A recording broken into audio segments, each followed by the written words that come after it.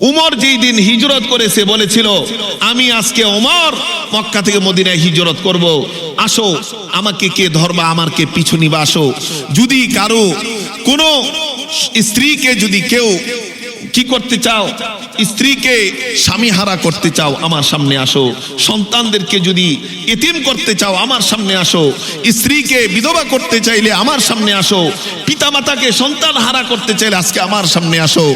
সেই ওমর হিজরতের দিনও প্রকাশ্যে হিজরত করেছে, কারো সাহসই নাই উমরের পিছে নেওয়ার। বলি আল্লাহু আকবার। এত বীর বাহাদুর ছিলেন সেই ওমর ইবনুল খাত্তাব রাদিয়াল্লাহু তাআলা আনহু। এজন্যই প্রিয় নবী সাল্লাল্লাহু আলাইহি ওয়াসাল্লাম তিরমিজি শরীফের 3682 নম্বর হাদিসে ওমর রাদিয়াল্লাহু তাআলা আনহুর ব্যাপারে বলেন, ইন্নাল্লাহা জাআলাল হাক্কা ফি লিসানি ওমর ওয়া কলবিহি, যে আল্লাহ তাআলা সেই ওমরের অন্তর এবং জিহ্বায় সত্যকে বিজয়ী করেছেন। বলি আল্লাহু আকবার। রসুল ডাইরেক্ট বলেছেন যে সত্যকে উমরের অন্তরে এবং জিহ্বায় লিসানে বিজয়ী করেছেন, কারণ অন্তর দ্বারা উনি সত্যকে গ্রহণ করেছেন আর উনার জবানকে সেই ইসলামের সত্যের কণ্ঠস্বর বানিয়েছেন। সেই ওমর ইবনুল খাত্তাব রাদিয়াল্লাহু তাআলা আনহু এমন একজন সাহাবী ছিলেন, আল্লাহ তাআলা যে কোরআন নাজিল করেছেন, নাজিল হওয়ার আগেই উমর রাদিয়াল্লাহু তাআলা আনহু রাসূলের কাছে কিছু মতামত দিয়েছে। এই রকম প্রায় 21টা মতামত রাসূল পরামর্শ নিতেন সাহাবীদের থেকে।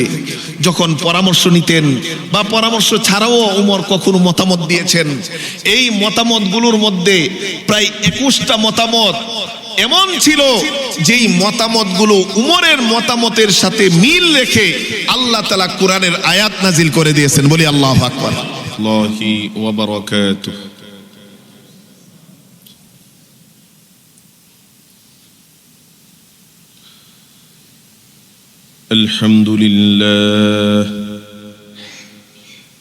الحمد لله نحمده ونستعينه ونستهديه ونسترشده ونؤمن به ونتوكل عليه ونعوذ بالله من شرور أنفسنا وسيئات أعمالنا، من يهده الله فلا مضل له ومن يضلله فلا هادي له، ونشهد أن لا إله إلا الله وحده لا شريك له، الذي لا ضد له ولا ند له ولا مثل له ولا مثيل له، ونشهد أن سيدنا وسندنا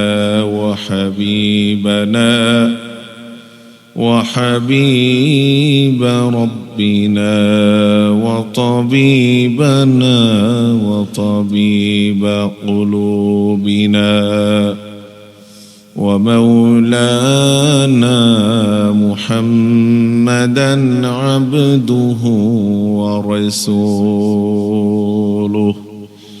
সকলে একটু প্রাণ খুলে দরুদ পড়ি। আল্লাহুম্মা সাল্লি আলা মুহাম্মাদিন ওয়া আলা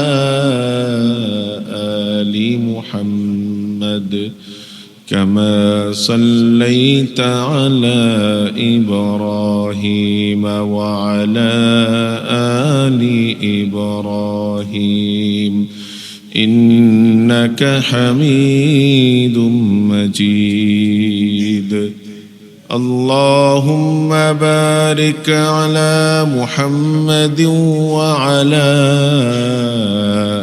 آل محمد كما باركت على إبراهيم وعلى آل إبراهيم إنك حميد مجيد اللهم صل وسلم وبارك عليه.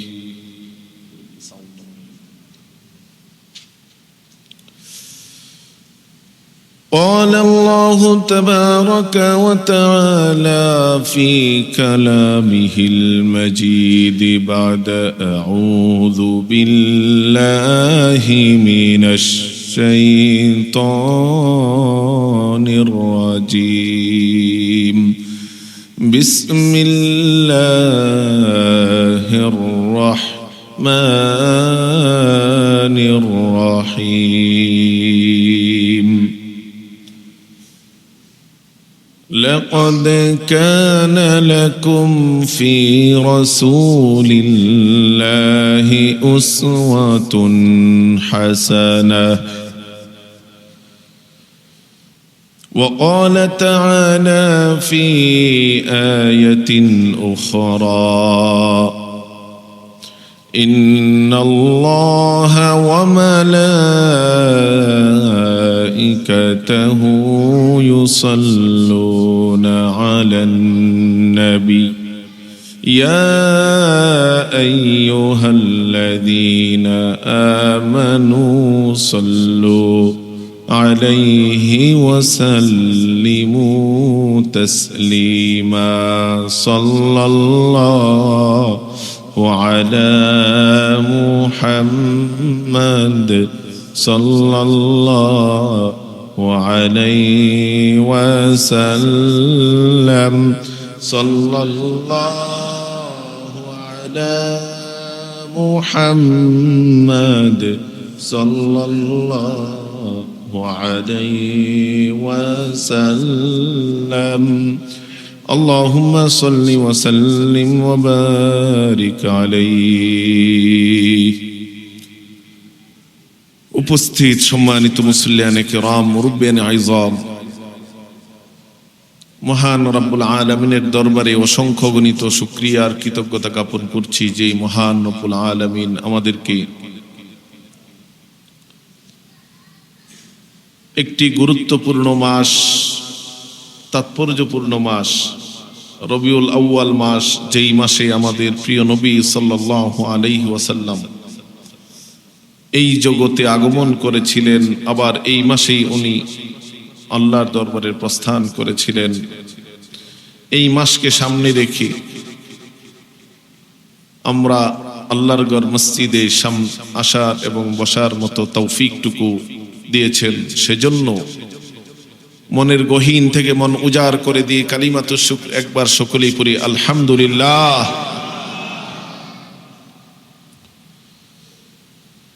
রবিউল আউয়াল মাস আমাদের অতি সন্নিকটে, বর্তমানে আমরা সফর মাস অতিক্রম করছি। রবিউল আউয়াল মাসে প্রিয় নবী সাল্লাল্লাহু আলাইহি ওয়াসাল্লাম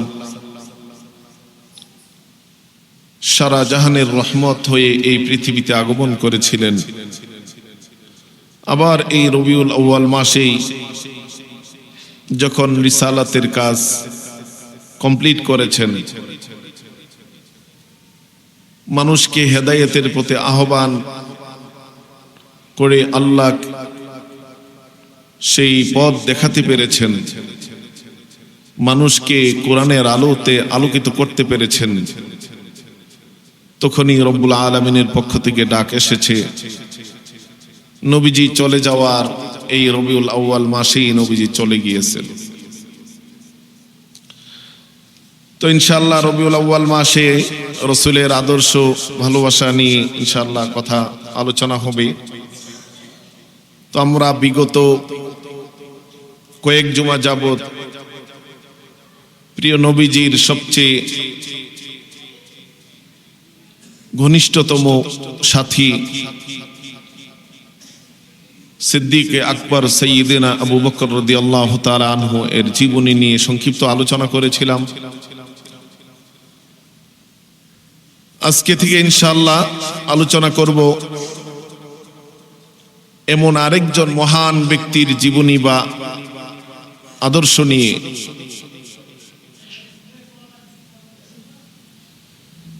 যদি নেই বিচারের কোনো আলোচনা করা হয় তাহলে ওনাকে নেই বিচারের ক্ষেত্রে উজ্জ্বল প্রতিচ্ছবি দৃষ্টান্ত হিসেবে আলোচনা করা হয়। যদি শক্তি বীরত্ব নিয়ে আলোচনা করা হয় তাহলে ওনাকে শক্তি এবং বীরত্বের শ্রেষ্ঠ ব্যক্তি হিসেবে আলোচনা করা হয়। যদি সাহসিকতা নিয়ে আলোচনা করা হয় সেই সাহসিকতার ক্ষেত্রে উনি উজ্জ্বল অনুপম দৃষ্টান্ত। এমনি ভাবে রব্বুল আলামিনের ভয়, ক্ষুধাভীতি, তাকওয়া নিয়ে যদি আলোচনা করা হয় তাহলে ওনাকে আলোচনা করা হয়, কারণ উনি ক্ষুধাভীতির মধ্যে অনুপম আদর্শ আমাদের জন্য রেখে গিয়েছেন। যদি আশার ক্ষেত্রে আল্লাহর রহমতের আশা করার ক্ষেত্রে যদি কারো আলোচনা করা হয়, কারো নাম আসে, তাহলে ওনার নাম সর্বাগ্রে আলোচনা করা হবে, ওনার নাম আসবে। এমনি ভাবে যদি আত্মসমালোচনা এবং নিজের হিসাব, নিজে গ্রহণ, এই ব্যাপারে যদি আলোচনা করা হয় তাহলে ওনার নাম সর্বাগ্রে আসবে, যে উনি নিজের আত্মসমালোচনা করেছেন এবং নিজের হিসাব নিজে নিয়েছেন। যদি জান্নাতের সুসংবাদ প্রাপ্ত অন্যতম সাহাবীর ব্যাপারে আলোচনা করা হয় তাহলে এই নামটি আসবে সর্বাগ্রে, সবচেয়ে প্রথম সারিতে। তিনি আর কেউ নন, তিনি হলেন ইসলামের দ্বিতীয় খলিফা আমিরুল মুমিনিন সাইয়্যিদিনা উমর ইবনুল খাত্তাব রাদিয়াল্লাহু তাআলা আনহু। আমিরুল মুমিনিন উমর ইবনুল খাত্তাব রাদিয়াল্লাহু তাআলা আনহু, উনি রব্বুল আলামিনকে এত বেশি ভয় করতেন, জাহান্নামকে এত বেশি ভয় করতেন, আবার জান্নাতের এতই আশা করতেন, দৃষ্টান্ত উনি ওনার বাণীতে রেখেছেন। আমরা জানি প্রিয় নবী সাল্লাল্লাহু আলাইহি ওয়াসাল্লাম 10 জন সাহাবীকে সরাসরি এক হাদিসে জান্নাতের সার্টিফিকেট দিয়েছেন। এর মধ্যে 1 নম্বর নাম ছিল আবু বকর ফিল জান্নাহ, 2 নম্বর নাম যার ছিল তিনি হলেন ওমর ফিল জান্নাহ, ওমর জান্নাতি। বলি আল্লাহু আকবার। সেই জান্নাতের সার্টিফিকেট প্রাপ্ত সাহাবী উনি বলেন, লাউ নাদা মুনাদিন মিনাস সামা ইয়া আইয়ুহান নাস ইন্নাকুম দাখিলুনাল জান্নাতা ইল্লা রাজুলান ওয়াহিদা। উমর ইবনুল খাত্তাব রাদিয়াল্লাহু তাআলা আনহু একদিন বলেন, ও দুনিয়ার মানুষেরা জেনে রাখো, আসমান থেকে যদি একজন ঘোষণাকারী ফেরেশতা ঘোষণা করেন যে ও দুনিয়ার যত মানুষ আছো তোমরা সকলেই আল্লাহর জান্নাতে প্রবেশ করো, তবে তোমাদের মধ্যে একজন জান্নাতে প্রবেশ করতে পারবে না, ইল্লা রাজুলান ওয়াহিদা। উমর রাদিয়াল্লাহু তাআলা আনহু বলেন, লা খাশিতু আন আকুনা হুয়া। পৃথিবীর সকল মানুষকে যদি আল্লাহ জান্নাতের ঘোষণা দিয়ে দেন, একজন ব্যক্তিকে যদি জান্নাত থেকে আটকিয়ে দেন, আমি উমরের ভয় হয় না জানি ওই একজন জাহান্নামী ব্যক্তি আমি উমর হয়ে যাই। কত বেশি জাহান্নামকে ভয় করতেন, যার জান্নাতের সার্টিফিকেট হাতে। উনি বলেন, সারা দুনিয়ার মানুষের মধ্যে যদি সকলে জান্নাতি হয়, একজন যদি জাহান্নামী হয়, আমি উমরের ভয় হয় না জানি আমি উমর সেই জাহান্নামী ব্যক্তিটি হয়ে যায়। আবার সেই উমর বলেন, লাউ নাদা মুনাদিন ইন্নাকুম দাখিলুনান নার ইল্লা রাজুলান ওয়াহিদা লা রাজাউতু আন আকুনা হুয়া। যদি জান্নাতের সেই ঘোষণাকারী ফেরেশতা ঘোষণা দেয়, ও দুনিয়ার মানুষেরা তোমরা সকলেই জাহান্নামী, তোমরা সকলেই জাহান্নামে প্রবেশ করো, তবে একজন লোক জাহান্নামে যাবে না, তিনি জান্নাতে যাবে। উমর বলেন, আমি আল্লাহর কাছে আশা করি সেই একজন জান্নাতি ব্যক্তি আমি উমর হব। বলি আল্লাহু আকবার। এটা কি ইবাদতের মাধ্যমে আশা করেছেন, না ইবাদত না করে আল্লাহকে ভয় করে, নাকি আল্লাহর ভয় ছেড়ে দিয়ে এত আশা ছিল যে আমি তো নাফরমানি করি না? নিজের হিসাব নিজে করুন বন্ধু, যে আমি আসলে কত গুনাহ নিয়ে বাঁচতেছি। উমর হিসাব করেই বলছেন যে আমার কোনো গুনাহ নাই। উমর হিসাব করেই বলছেন আমল নামাতে কোনো ত্রুটি নাই। এজন্য বলেন, একজন যদি জান্নাতে যায়, আমি উমর আশা রাখি আমি সেই জান্নাতি ব্যক্তি হয়ে যাব। বলি আল্লাহু আকবার। উমরের মতো যদি জীবন আমরা গড়তে পারি, আমাদের জীবনও সেই জান্নাতি জীবনে পরিণত হবে। যে ওমর ইবনুল খাত্তাব রাদিয়াল্লাহু তাআলা আনহু তার অপর বাণীতে বলেন, লাউ আন্নানি মিল আল আরদি যাহাবান লাফতাদাইতু বিহি ক্বাবলা আন আরান নার। আমাকে যদি আল্লাহ তাআলা এই জমিন থেকে নিয়ে আসমানের যেই খালি জায়গা আছে, এই খালি জায়গার সমান যদি আল্লাহ তাআলা আমাকে স্বর্ণের মালিক বানিয়ে দেন, স্বর্ণের মালিক যদি বানিয়ে দেন, উমর বলেন এই খালি জায়গার আসমান এবং জমিনে ভরপুর সেই স্বর্ণকে আমি মুহূর্তে আল্লাহর রাস্তায় দান করে দিয়ে এর উসিলায় আমি জাহান্নামের আগুন থেকে বাঁচার আশা করব। বলি আল্লাহু আকবার। সব দিয়ে দিব, একমাত্র টার্গেট কি? আমি জাহান্নাম থেকে যেন মুক্তি পেতে পারি। জাহান্নাম থেকে নিজেকে মুক্ত করার জন্য আসমান জমিনে ভরপুর সেই স্বর্ণের পাহাড়কে, স্বর্ণকে আমি আল্লাহর রাস্তায় দিয়ে দিব মুহূর্তেই। বলি আল্লাহু আকবার। কেমন ছিলেন সেই ওমর ইবনুল খাত্তাব রাদিয়াল্লাহু তাআলা। আর আজকে আমরা যদি মসজিদে 5 ব্যাগ এই মাসে দিয়ে থাকি, পরের মাসে 4 বার হিসাব করি দিব কি দিব না। সংসারে এই সমস্যা, এই সমস্যা, এই সমস্যা। উমর তো কখনো সমস্যা ভাবে নাই, ভেবেছে দিব, সমস্যার সমাধান করে দিবেন কে? আল্লাহ। সেই ওমর ইবনুল খাত্তাব রাদিয়াল্লাহু তাআলা আনহু, যার নাম ছিলেন আবু হাফস ওমর ইবনুল খাত্তাব, এই ওমর ইবনুল খাত্তাব রাদিয়াল্লাহু তাআলা আনহু যার উপনাম ছিল আবু হাফস। আবু মানে পিতা, হাফস মানে হাফসের পিতা। হাফস অর্থ কি? আরবি ব্যাকরণ খুললে আমরা দেখি হাফস অর্থ হলো সিংহ। সিংহ যেমন শক্তিশালী, যেমন বীরত্ব সাহস, সিংহ যেমন বনের রাজা, তেমনি ভাবে ওমর রাদিয়াল্লাহু তাআলা আনহু এতই শক্তির অধিকারী ছিলেন, এতই বীর ছিলেন, সাহসিকতা ছিল। ইসলামের পূর্বে যখন উনি ছোট ছিলেন, তখনই উনাকে সিংহের পিতা উপনাম দেওয়া হয়েছিল। বলি আল্লাহু আকবার। এই ওমর ইবনুল খাত্তাব রাদিয়াল্লাহু তাআলা আনহু, যার সাহসিকতা, বীরত্ব এত বেশি ছিল, যার কারণে ইসলামের পরে নয়, ইসলাম গ্রহণের পরে এই উপনাম দেওয়া হয়নি। সেই আরবে কারো গুণের কারণে, যেমন আবু বকর রাদিয়াল্লাহু তাআলা আনহু, আবু বকর মানে অগ্রগামীর পিতা, ওনাকে সেজন্য উপনাম দেওয়া হয়েছিল। আর সিংহের পিতা সিংহের মতো সত্যের পথে সে গর্জে উঠত,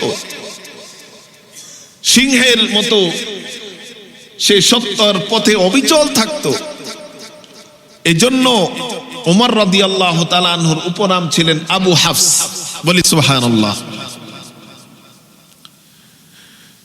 এই ওমর ইবনুল খাত্তাব রাদিয়াল্লাহু তাআলা আনহু, উনার অন্যতম একটি বাণী হলো হাসিবু ক্বাবলা আন তুহাসাবু ওয়াজিনু ক্বাবলা আন তুজানু।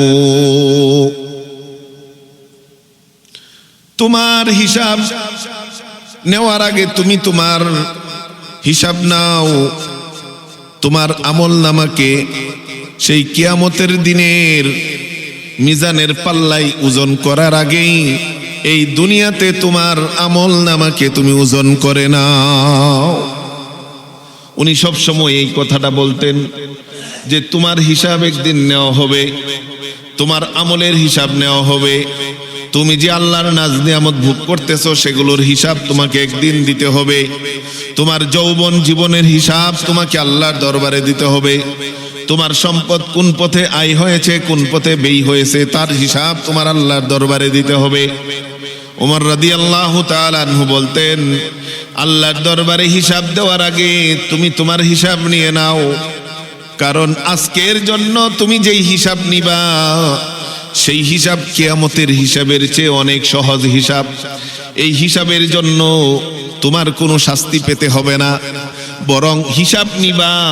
সেই হিসাবের বিনিময়ে তুমি যদি তোমার আমলনামাকে পরিশুদ্ধ করে নাও, তাওবা করে নাও, হিসাবের পর যদি তুমি তোমার আমলনামাকে খাঁটি করে নাও, খালেস করে নাও, তাহলে কিয়ামতের দিনের সেই কঠিন দিনের হিসাব তোমাকে আল্লাহ সহজ করে দিবে। কঠিন দিনের হিসাব তোমার জন্য সহজ হবে যদি দুনিয়ার জীবনে তুমি হিসাব নিতে পারো। فسوف يحاسب حسابا يسيرا। সেই দিন কতক মানুষকে আল্লাহ তাআলা হিসাবাই ইয়াসিরা করে দিবেন, সহজ হিসাব তাকে করে দিবেন। হিসাবাই ইয়াসিরার ব্যাখ্যা কি? মুফাসসিরিনে কেরাম বলেন, আল্লাহ তাআলা যার হিসাব সহজ করবেন তাকে বলবেন না বান্দা তুমি কেন করেছো। রাসূল হাদিসে বলেন, যাকে বলা হবে যে তোমাকে এত নিয়ামত দিয়েছিলাম, তুমি কেন আমি আল্লাহর হুকুমের অবাধ্য হয়েছো, তুমি কেন এই নাফরমানি করেছো। যদি আল্লাহ কাউকে কেন বলে প্রশ্ন করে ফেলেন, বুঝতে হবে সে আর নাজাত পাবে না, নিশ্চয়ই সে জাহান্নামের অধিকারী হয়ে যাবে। বলি নাউযুবিল্লাহ। কেন যদি বলে ফেলেন আল্লাহ, তাইলে আর আমার উপায় নাই। তাইলে সহজ হিসাবের অর্থ কি? মুফাসসিরিনে কেরাম বলেন, সহজ হিসাবের অর্থ হলো আল্লাহ তাআলা বান্দাকে তার গুনাহগুলো, তার ত্রুটিগুলো মানুষের সামনে প্রকাশ করবে না। কিয়ামতের দিন সকল মানুষের সামনে ঘোষণা করা হবে না, জানানো হবে না। তার ত্রুটিগুলো আল্লাহ তাআলা কাছে নিয়ে বললেন, বান্দা অমুকটা কি করেছিলা, এই রাতের আধারে এই গুনাহ কি করেছিলা, এটা কি করেছিলা, এটা কি করেছিলা। বান্দা স্বীকার করবে, আল্লাহ করেছিলাম করেছিলাম করেছিলাম। আল্লাহ বলবেন, তুমি যে ওই নেক কাজটা করেছিলা, তুমি যে ওই সময় তাওবা করেছিলা, তুমি যে ওই সময় আমি আল্লাহর দিকে ফিরে এসেছিলা, এজন্য তোমার এই জীবনের এই গুনাহগুলো আজকে আমি আল্লাহ গোপন রেখে তোমার হিসাবকে সহজ করে দিয়ে তোমার জান্নাতের ঠিকানা তোমাকে হাতে দিয়ে দিলাম। এটাই হলো সহজ হিসাব। শুধু বান্দা থেকে স্বীকৃতি নিবে আর মাফ করে দিবে। আর যদি আল্লাহ প্রশ্ন করে বসেন, কেন করেছিলা বান্দা, তাইলে আমার আর উপায় থাকবে না। ওমর রাদিয়াল্লাহু তাআলা আনহু বলেন, তোমরা যদি দুনিয়াতে নিজেদের আমলনামার হিসাব নিতে পারো, সেই দিন কিয়ামতের দিন রব্বুল আলামিন তোমাদের হিসাবকে সহজ করে দিবেন। আর তোমরা তোমাদের আমলনামার ওজন দাও, তোমার আমলনামা কত ভারী, তোমার সওয়াবের পাল্লা কত ভারী হবে, তোমার গুনার পাল্লা কত ভারী হবে। একটু নির্জনে নিভৃতে বসে রাতের ঘুমানোর আগে 5 মিনিট একটু চিন্তা করেন যে আমার আমলনামা আজকে যদি আমি এই রাত্রে মৃত্যুবরণ করি, আজকে রাতটাই যদি আমার জীবনের শেষ রাত হয়ে যায়, তাহলে আমার সওয়াবের পাল্লা ভারী হবে না গুনার পাল্লা ভারী হবে। এই চিন্তা করে আপনি ঘুমাতে যান।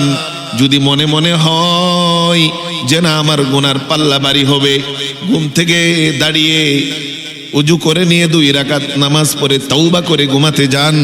হতে পারে আজকের ঘুম আপনার আমার জীবনের শেষ ঘুম। এজন্য ওমর ইবনুল খাত্তাব রাদিয়াল্লাহু তাআলা আনহু সব সময় বলতেন, তুমি তোমার আমলের পাল্লাকে ওজন দাও, ওজন দাও। আর বলতেন ওয়াতাযায়্যানু লিল আরুদিল আকবারি, সেই দিন যেই দিন উপস্থাপন করা হবে সেই দিনের জন্য তোমরা প্রস্তুতি নাও।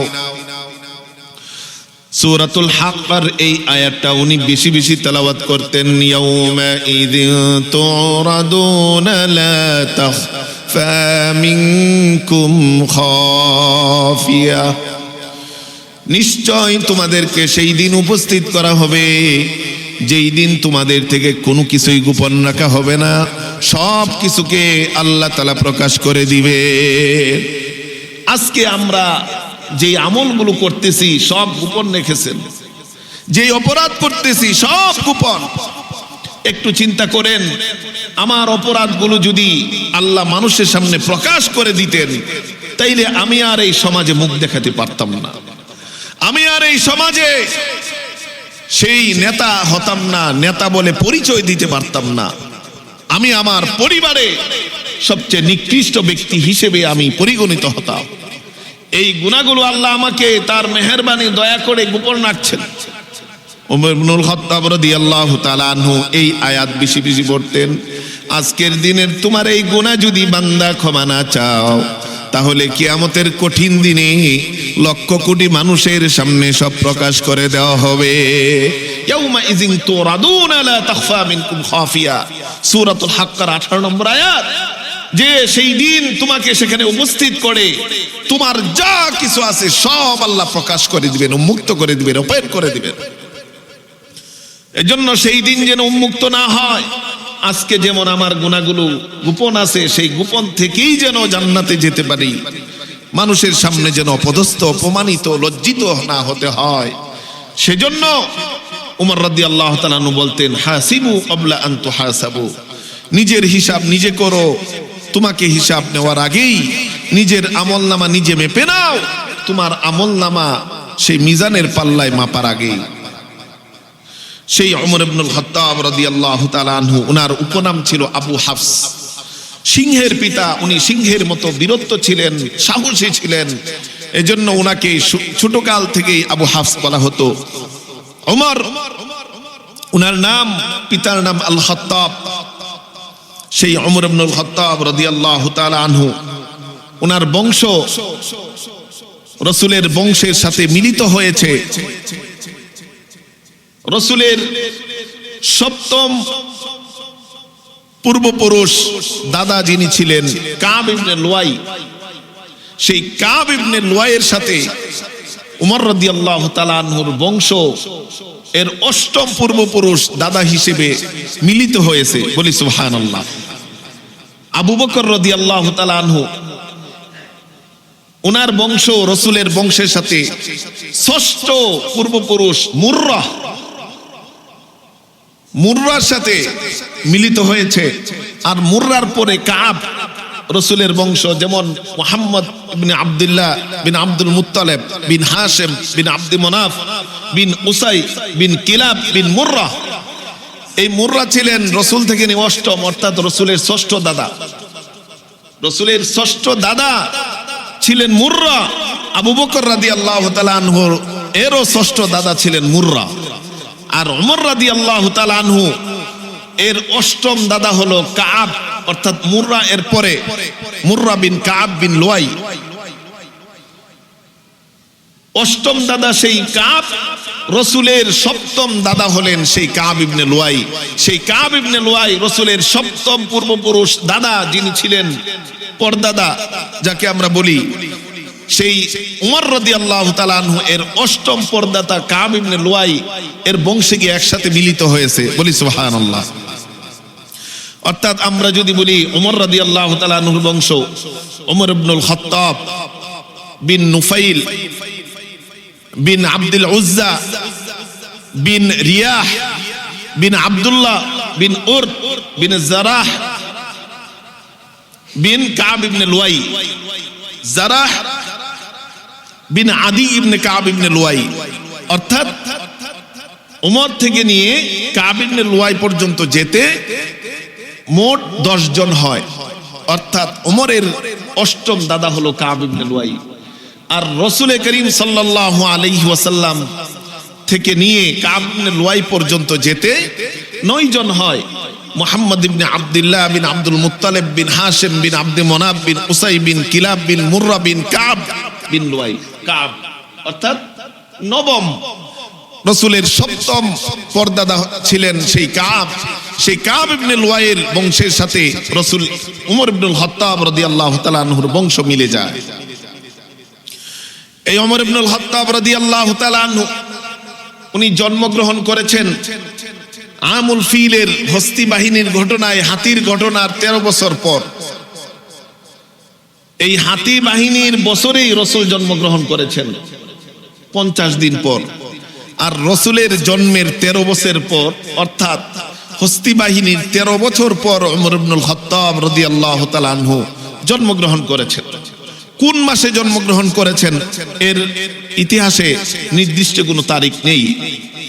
তবে উমর ইবনুল খাত্তাব রাদিয়াল্লাহু তাআলা আনহু উনার বয়স যখন 27 তখন রাসূল নবুয়ত প্রাপ্ত হয়েছেন। আর উনার বয়স যখন 33, অর্থাৎ নবুয়তের ষষ্ঠ বছরে উমর ইবনুল খাত্তাবের বয়স যখন 33, তখন তিনি ইসলামের পতাকা তলে আবদ্ধ হয়েছেন। ইসলামের সুমহান বাণী সেই সমস্বরে উচ্চারিত করে ইসলাম কবুল করেছেন। বলি সুবহানাল্লাহ। সেই উমর ইবনুল খাত্তাব রাদিয়াল্লাহু তাআলা আনহু এর জন্য করেছে দিনের আজকে আমরা শক্তি পেয়েছি, ইসলামে শক্তি পেয়েছি। একটু বিষয় খেয়াল করুন, যেই উমরের তলোয়ার নিয়ে বের হয়েছিলেন রাসূলকে হত্যা করতে, সেই উমর এখন ইসলামের সৈনিক। যেই উমর ছিল ইসলামের চিরশত্রু, সে এখন ইসলামের পতাকাবাহী। যেই উমরের শক্তি ইসলামের বিরুদ্ধে এতদিন কাজে লেগেছিল, এখন থেকে ইসলামের পক্ষের শক্তি হয়ে সিংহের মতো গর্জে উঠেছে সত্যের পক্ষে। আল্লাহ তাআলা যখন কারো হেদায়েত চান, মুহূর্তেই আল্লাহ তার অন্তরকে পরিবর্তন করে দিতে পারেন। সেটা যে কোনো একটা উপায়ে, যে কোনো একটা মাধ্যমে, যে কোনো একটা ওসিলায়। তাই কার যে কখন হেদায়েত হবে সেটা আমরা জানি না। এজন্য সবসময় আমরা দাওয়াত দিতেই থাকবো। দাওয়াতের কাজ রাসূলুল্লাহ করেছেন, উলামায়ে কেরাম করেন। বর্তমানে তাবলীগ জামাত যারা, ওনারা দাওয়াতের কাজ করে থাকেন। আমি আপনি সাধারণ মুসলমান হয়েও যে নামাজ পড়ে না তাকে নামাজের দাওয়াত দিব, যে ইসলাম জানে না তাকে ইসলাম জানাবো। কারণ জানা নেই কোন কথায়, কোন ঘটনায় তার মন পরিবর্তন হয়ে হেদায়েত পেয়ে যায়। সেই উমর ইবনুল খাত্তাব রাদিয়াল্লাহু তাআলা আনহু যখন উনি ইসলাম গ্রহণ করলেন, ইসলাম গ্রহণের পর সেই মক্কার আকাশে বাতাসে যেন মুসলমানরা শক্তি পেয়ে গেলেন। এই ওমর ইবনুল খাত্তাব রাদিয়াল্লাহু তাআলা আনহু এর আগে বিভিন্ন তাফসীরের কিতাবে এসেছে যে এই 6 বছরে মুসলমান হয়েছে 40 জন পুরুষ, 11 জন নারী। অর্থাৎ উমর ছিলেন 41তম পুরুষ মুসলমান। আরেক তাফসীরে এসেছে যে এর আগে 39 জন পুরুষ ইসলাম গ্রহণ করেছে, উমর ছিলেন 40তম মুসলমান, এবং 26 জন নারী ইসলাম গ্রহণ করেছে। অর্থাৎ এর সংখ্যা ছিল অত্যন্ত নগণ্য। উমর রাদিয়াল্লাহু তাআলা আনহু এর ইসলামের 3 দিন আগে রাসূলের চাচা হামজা বিন আব্দুল মুত্তালিব, হামজা রাদিয়াল্লাহু তাআলা আনহু ইসলাম কবুল করেছেন। উনিও ছিলেন এক শক্তি এবং বীরত্বের পতাকাবাহী। বলি আল্লাহু আকবার। যখন এই 2 জন একত্রিত হয়ে গেলেন, মুসলমান হয়ে গেলেন, উমর ইবনুল খাত্তাব রাদিয়াল্লাহু তাআলা আনহু বলেন, ইয়া রাসূলুল্লাহ, এতদিন আপনারা গোপন ছিলেন, গোপনে ইবাদত করেছেন, গোপনে দাওয়াত দিয়েছেন। আজ আমি উমর ইসলাম গ্রহণ করেছি, আজকে থেকে দাওয়াত আর গোপনে হবে না, দাওয়াত হবে প্রকাশ্যে। দেখি কোন মায়ের বেটা আছে আমার সামনে দাঁড়াতে। বলি আল্লাহু আকবার। এরপর থেকে প্রকাশ্যে দাওয়াত শুরু হয়ে গেল, ইসলামের দাওয়াত। সেই কাবাগর তাওয়াফ করত গোপনে গোপনে। সেই গভীর অন্ধকারে মুসলমানরা কাবাগর তাওয়াফ করার সাহস পেত না, কারণ কাবাগর তাওয়াফ করতে গেলেই মুশরিকদের আক্রমণ হতো। উমর বললেন, না, আজকে আমরা দিনের বেলায় সকলের সামনে প্রকাশ্যে কাবাগর তাওয়াফ করব। রাসূলকে বললেন, চলেন। 2 লাইন করলেন তাওয়াফের জন্য, 2টা লাইন। এক লাইনের সামনে হলো হামজা ইবনে আব্দুল মুত্তালিব, আরেক লাইনের সামনে হলো সেই ওমর ইবনুল খাত্তাব। 2 লাইন করে কাবাগর প্রকাশ্যে মুশরিকদের সামনে তাওয়াফ করলেন। একজনও সেই উমরের কারণে এই মুসলমানদের দিকে চোখ তুলে তাকানোর সাহস পায়নি। বলি আল্লাহু আকবার। সেই দিন প্রিয় নবী সাল্লাল্লাহু আলাইহি ওয়াসাল্লাম যে উমরের শক্তি বীরত্বের কারণে কাবাগর তাওয়াফ করেছে, প্রকাশ্যে ইসলামের দাওয়াত দিয়েছে, এত শক্তিতে খুশি হয়ে প্রিয় নবী সাল্লাল্লাহু আলাইহি ওয়াসাল্লাম উমরকে লকব দিলেন, উপাধি দিলেন আল ফারুক, সত্য এবং মিথ্যার পার্থক্যকারী। সত্য এবং মিথ্যার পার্থক্যকারী সেই ফারুক। উমরে ফারুক যে আমরা বলি, ফারুক মানে পার্থক্যকারী। কিসের পার্থক্যকারী? সত্য এবং মিথ্যার পার্থক্যকারী। এতদিন সত্য ছিল গোপন, মিথ্যা ছিল প্রকাশ্যে। আজকে থেকে সত্য প্রকাশ্যে এবং সত্য স্পষ্ট, মিথ্যাও স্পষ্ট। বলি আল্লাহু আকবার। সত্য মিথ্যার মধ্যে স্পষ্ট করে দিয়েছেন, পার্থক্যকারী দিয়েছেন সেই ওমর ইবনুল খাত্তাব রাদিয়াল্লাহু তাআলা আনহুকে। যেখানেই সত্য ছিল সেটাই ওমর গ্রহণ করতেন, তার পক্ষে সিংহের মতো গর্জে উঠতেন, তার পক্ষে লড়ে যেতেন। আর যেখানেই মিথ্যা, তাকে সর্বশক্তি দিয়ে ধ্বংস করে দিতেন। এটাই ছিল ওমরের সেই বীরত্ব।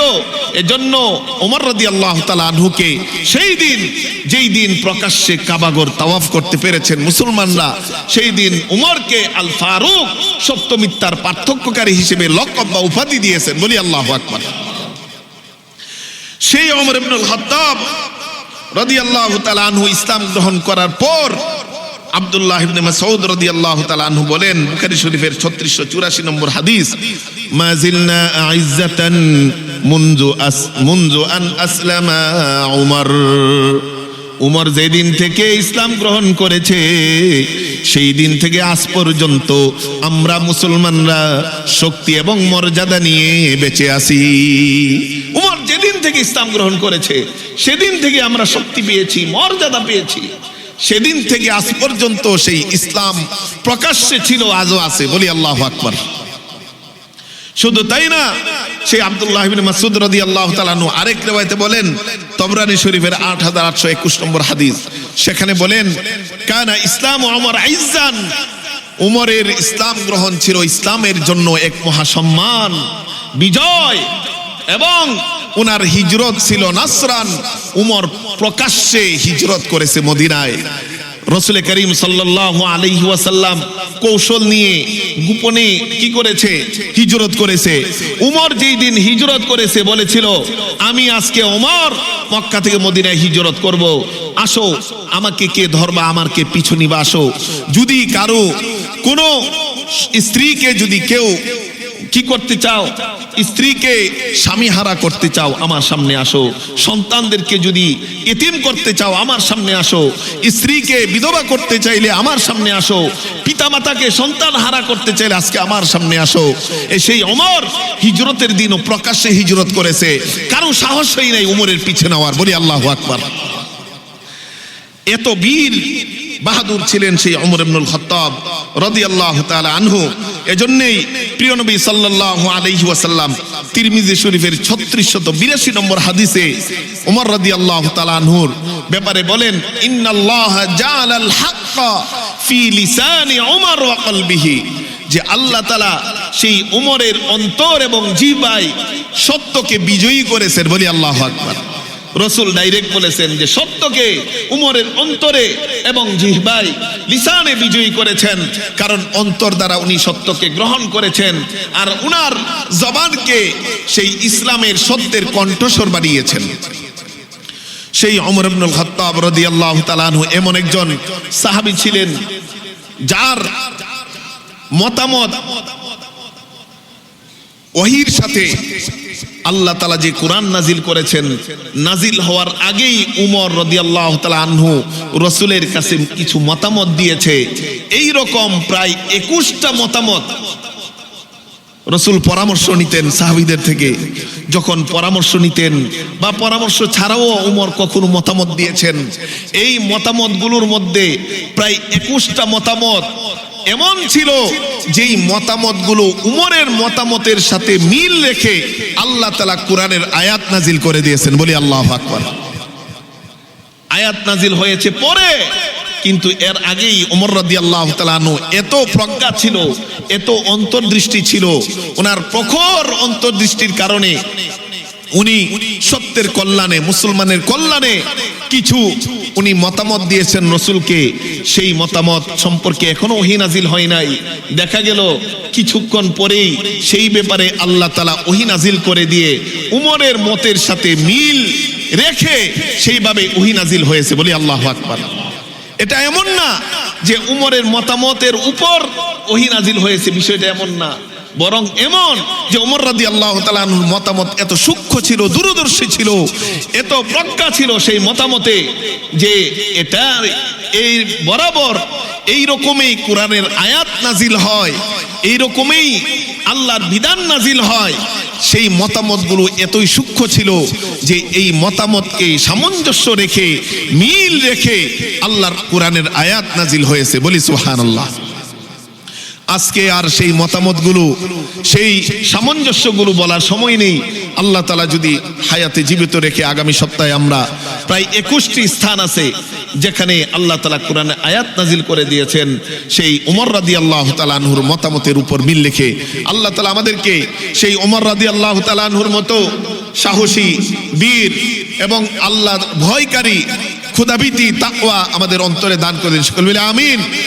যেই ওমর রাদিয়াল্লাহু তাআলা আনহু সত্যের পক্ষে গর্জে উঠেছিলেন, লড়েছিলেন, সত্যকে উনি জীবনে, নিজের জীবনে বাস্তবায়ন করেছিলেন, সত্যকে তার রাষ্ট্রে বাস্তবায়ন করেছিলেন, সেই সত্যকে, ইসলামকে ওমর রাদিয়াল্লাহু তাআলা আনহুর মতো আমাদের ব্যক্তি জীবনে, আমাদের পারিবারিক জীবনে, আমাদের সামাজিক জীবনে, আমাদের রাষ্ট্রীয় জীবনে সত্যকে বাস্তবায়ন করার তৌফিক দান করে দিন।